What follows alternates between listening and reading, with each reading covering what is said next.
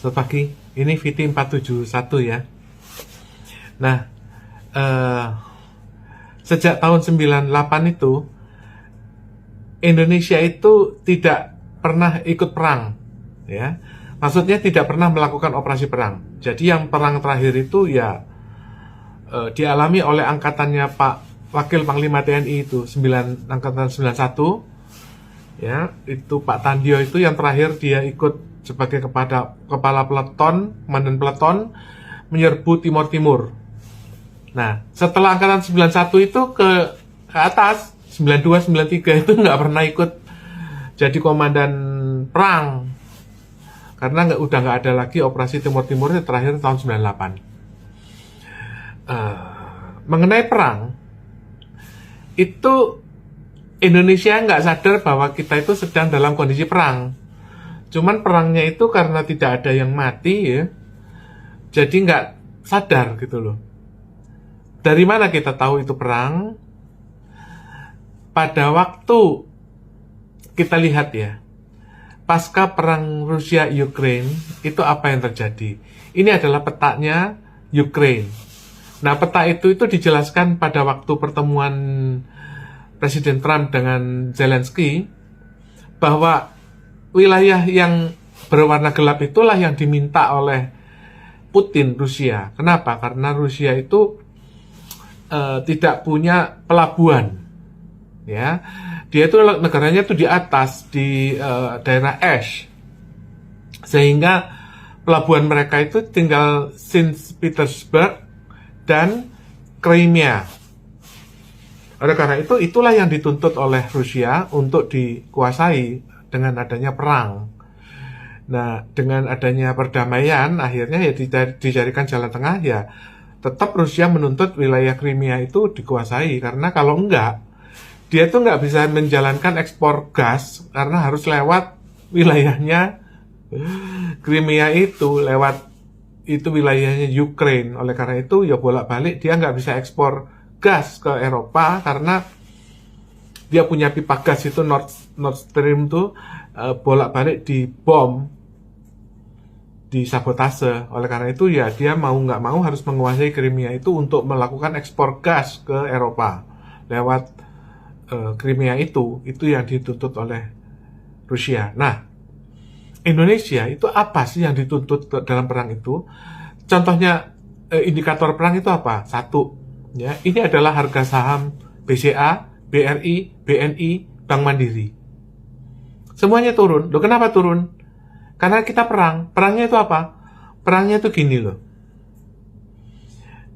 Bank Dunia itu mengakses jaminan kredit untuk seluruh dunia itu menggunakan asetnya Hindia Belanda.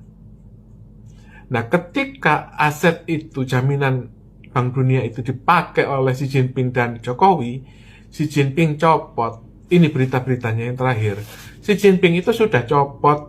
Kalau orang-orang, maaf ya, Tionghoa yang kokoh, yang keras kepala, yang nggak paham bahwa Presiden Cina sudah copot. Ini loh beritanya. Ya, jangankan Jokowi ya. Geng Solo itu 2.000 orang itu sudah dibekukan rekeningnya. Tadi itu, ya, buktinya apa? Harga saham bank-bank itu turun karena apa? Rekening-rekeningnya koruptor itu dirampas.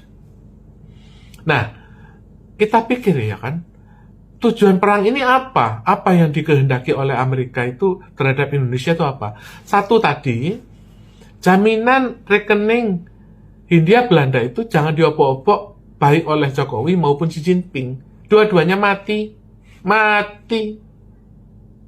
Oke? Nah, setelah Jokowi mati apa? Loh, pertanyaannya kan Prabowo ini kan nggak jelas.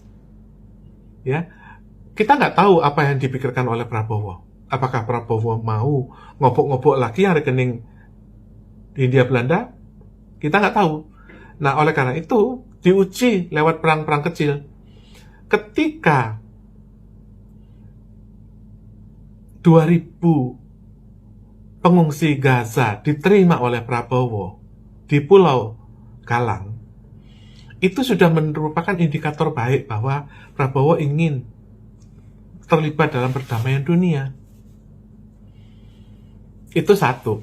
Ya, banyak sekali jalan-jalan yang harus dilakukan. Kedua, pada waktu Prabowo itu bersedia untuk memberantas money laundering, karena yang tadi yang masalah pembobolan rekening Hindia Belanda oleh Cina itu, oleh Jokowi itu menyangkut mafia pencucian uang yang nomor 3 ini yang harus diberantas oleh Prabowo. Apakah Prabowo bersedia memberantas investasi bodong? Apakah Prabowo bersedia memberantas judi online? Itu ujiannya. Selain tadi yang masalah pengungsi Gaza. Loh Pak, apa hubungannya dengan pengungsi Gaza dengan masalah perang yang dialami oleh Cina dan Indonesia ini gitu loh, sehingga sampai sahamnya bank-bank itu turun, ya kan? Kalau diterusin kan jadi amblas itu.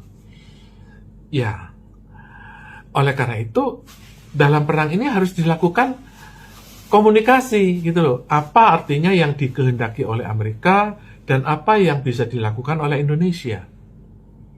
Kalau menurut saya ya, kalau memang Indonesia itu ingin menjadi negara maju dan syaratnya harus mengampuni pengungsi Gaza atau mengampuni kesalahannya Netanyahu, ya itu adalah harga yang harus dibayarkan.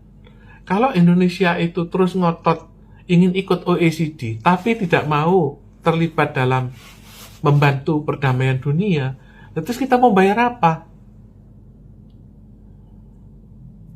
Kalau kita nggak membayar apa? Nggak membayar dengan ikut membantu perdamaian di Gaza dengan cara menerima pengungsi Palestina. Kita juga nggak mau membantu Netanyahu. Kita nggak mau membantu masalah konflik-konflik dalam dunia internasional. Ngapain Amerika membantu perekonomian Indonesia? Gitu. Oleh karena itu, setelah kita itu sekarang dalam kondisi terpuruk karena adanya perampasan rekening yang tadi itu, masalah money laundering yang diperangi oleh Amerika itu, masa depan kita cerah asal kita mau membayar ongkos politik dalam perdamaian dunia.